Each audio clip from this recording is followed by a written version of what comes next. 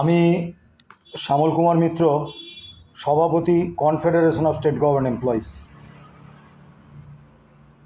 আপনারা ইতিমধ্যেই অবগত হয়েছেন যে আগামী 7ই মে confederation of state government employees and others versus state of West Bengal and others অর্থাৎ ডিএ মামলাটি সুপ্রিম কোর্টে honourable justice Vikram Nath, honourable justice Sanjay Karol এবং অনারেবল জাস্টিস সন্দীপ মেহতার বেঞ্চে উঠতে চলেছে।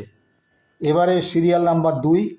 তাই আমরা আশা করছি এই মামলার আগামী 7 তারিখ শুনানি হবে এবং একটা কর্মী অনুকূল রায় বা নির্দেশ আমরা পাব।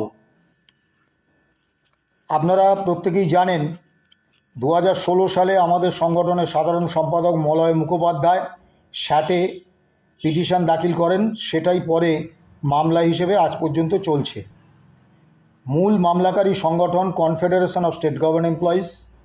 মামলায় প্রথম দিন থেকেই আমাদের সঙ্গে ছিলেন ইউনিটি ফোরাম এবং 2022 সালের 13ই এপ্রিল এই মামলার সঙ্গে যুক্ত হন কর্মচারী পরিষদ। এই 3টি সংগঠন বাদে অন্য কোনো সংগঠন বা মঞ্চ এই মামলার সঙ্গে যুক্ত নন। বিভিন্ন বিভ্রান্তি ছড়ানোর চেষ্টা হচ্ছে, আমি সেসবের বিস্তারিত বর্ণনায় যাচ্ছি না। আপনারা প্রত্যেকেই সচেতন মানুষ। আপনারা যে বিভিন্ন নির্দেশ বা অর্ডার সুপ্রিম কোর্ট থেকে বেরোচ্ছে এই মামলার প্রেক্ষিতে, সেগুলো দেখলেই বুঝতে পারবেন যে 3টি সংগঠনের অতিরিক্ত কেউ এই মামলার সঙ্গে যুক্ত নন। আমরা একটা কথা এর আগেও বলেছি, আবারও বলছি, আমরা রাজ্য সরকারি কর্মচারীদের জন্য যতটা দায়বদ্ধ ঠিক ততটাই দায়বদ্ধ শিক্ষক শিক্ষাকর্মীদের জন্য এবং বোর্ড, কর্পোরেশন, পঞ্চায়েত, পুরসভা, অন্যান্য রাজ্য কর্মীদের জন্য। হতাশ হওয়ার কোনো জায়গা নেই এবং বিভ্রান্ত হওয়ারও কোনো জায়গা নেই। আমরা সেদিন আমাদের এই লড়াইটা থামাবো যেদিন রাজ্য সরকার সমস্ত রাজ্য কর্মীদের জন্য, শিক্ষক শিক্ষাকর্মী, বোর্ড, কর্পোরেশন, পঞ্চায়েত, পুরসভা থেকে আরম্ভ করে রাজ্য সরকারি কর্মচারী সকলের জন্য এআইসিপি মেনে ডিএর অর্ডার বার করবেন। আমরা সেদিন আমাদের লড়াই থামাব। আমরা যেদিন প্রথম মামলা করি, এই মামলাটা শুধু ডিএ বাবদ কিছু টাকা পাইয়ে দেওয়ার মামলা নয়। আমরা সেদিনই জানতাম রাজ্য কর্মীদের ডিএ যে সাংবিধানিক অধিকার, এইটা প্রতিষ্ঠার লড়াইয়ে আমরা নেমেছি। আমাদের বিরুদ্ধে রাষ্ট্রযন্ত্র, কাজী মামলায় অনেক ঘাত প্রতিঘাত আসবে, আমাদের সেগুলো মোকাবিলা করেই এগোতে হবে। আমরা চূড়ান্ত আশাবাদী আগামী 7 তারিখ নিশ্চয়ই একটা ভালো ফল আমরা পাব। আমাদের কলকাতা হাইকোর্টের senior advocate Bikash Ranjan Bhattacharya, advocate Firdous Shamim, advocate Gopa বিশ্বাস, সুপ্রিম কোর্টে আমাদের advocate on record Shekhar Kumar এবং সুপ্রিম কোর্টের সিনিয়র আইনজীবী রইফ রহুম 7 তারিখে মামলার শুনানিতে প্রত্যেকে উপস্থিত থাকছেন।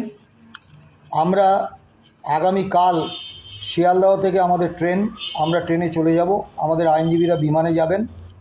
6 তারিখ রাত্রিবেলা আমরা আমাদের আইনজীবীদের সঙ্গে বসে 7 তারিখের রণকৌশল নিয়ে বিস্তারিত আলোচনা করব। এবং আমরা আগেও বলেছি, আজও বলছি, মামলার শেষ দেখে আমরা ছাড়ব। মাঝপথে সরে যাওয়ার কোনো রকম কোনো সম্ভাবনা নেই। আমরা এটাও এর আগে একাধিকবার বলেছি, 2016 সাল থেকে 5 বছর আমরা আমাদের সংগঠনের আর্থিক সামর্থ্যের উপর দাঁড়িয়ে এই মামলা চালিয়েছিলাম। তারপর আমরা আপনাদের কাছে অর্থ সাহায্যের জন্য আবেদন করি এবং আপনাদের দেয়া অর্থ সাহায্যেই মামলা এতদিন চলছে। এখন আমরা চূড়ান্ত আর্থিক সংকটে আছি। আমার বা মলয় মুখোপাধ্যায়ের ফেসবুক অ্যাকাউন্ট সার্চ করলেই আমাদের ব্যাংক অ্যাকাউন্ট ডিটেলস আপনারা পেয়ে যাবেন। আমাদের আবেদন রইল যে আপনারা এই লড়াইটাকে শক্ত করতে এই লড়াইটায় যাতে আমাদের হাতে রসদ থাকে সেই দিকটা দেখতে আমাদের ব্যাংক অ্যাকাউন্টে যে যেরকম মনে করবেন অনুদান পাঠান। আবারও বলছি, আমরা রাজ্য সরকারি কর্মচারী এবং অন্যান্য রাজ্য কর্মীদের প্রতি সমানভাবে দায়বদ্ধ। কারুর হতাশ হওয়ার কোনো জায়গা নেই, বিভ্রান্ত হওয়ার কোনো অবকাশ নেই। আগামী 7 তারিখ সুপ্রিম কোর্টে একটা কর্মী অনুকূল নির্দেশ হোক। DA is a legally enforceable fundamental right, এই রায়টা প্রতিষ্ঠা পাক, এই প্রত্যাশা আমাদের আছে।